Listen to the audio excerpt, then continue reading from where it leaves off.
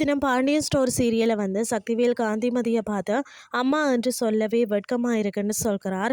அதை கேட்ட வடிவு கொஞ்சம் பொறுமையா இருங்க, வார்த்தையை விடாதீங்க என்று சொல்கிறார்.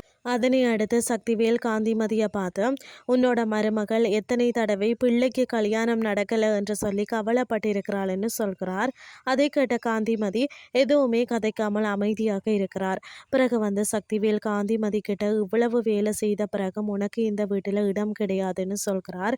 அதை கேட்ட வடிவு அவசரப்பட்டு எதுவுமே செய்யாதீங்க, உங்க அண்ணா ஊர்ல இருந்து வரட்டும், அதுக்கப்புறம் எதுவாக இருந்தாலும் பார்த்துக்கலாம்னு சொல்கிறார். அதுக்கு சக்திவேல் அண்ணா இப்போ இருந்திருந்தால் இதை விட மோசமாக முடிவெடுத்திருப்பார் என்று சொல்கிறார். அதனை அடுத்து காந்திமதியை சக்திவேல் வீட்டுக்கு வெளியே கொண்டு விடுகிறார்.